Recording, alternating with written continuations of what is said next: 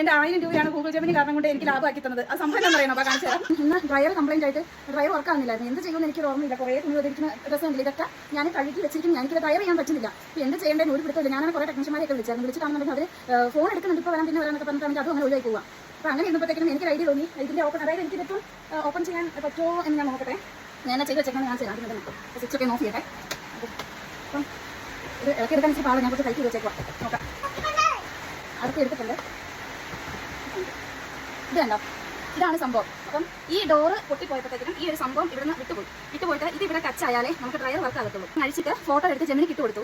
എന്നെ ഒന്ന് ഹെൽപ്പ് ചെയ്യണം, എന്തെങ്കിലും ചെയ്യാൻ പറ്റുമെന്ന്. അതുപോലെ ചെയ്തു. ഇത് ലാസ്റ്റ് ഇൻസുലേഷൻ വെച്ചിട്ട് ഇവിടെ ഇൻസുലേഷൻ ഇല്ലാത്ത നമ്മൾ സെലോട്ടേക്ക് വെച്ചിട്ടാണ് ചുറ്റി വെച്ചിരിക്കുന്നത്. പിന്നെ അത് കഴിഞ്ഞ് ഈ സംഭവം പൊട്ടിപ്പോയി എന്ന് പറഞ്ഞില്ലേ, ഇതെൻ്റെ ബീറ്ററിൻ്റെ ഒരു ബ്ലേഡാണ്. ഈ സംഭവം കട്ട് ചെയ്ത് ഞാൻ ഇതിനകത്ത് ആക്കി വെച്ചു. ഫോൺ ആക്കിയപ്പോഴത്തേക്കും സംഗതി ക്ലിക്കായി.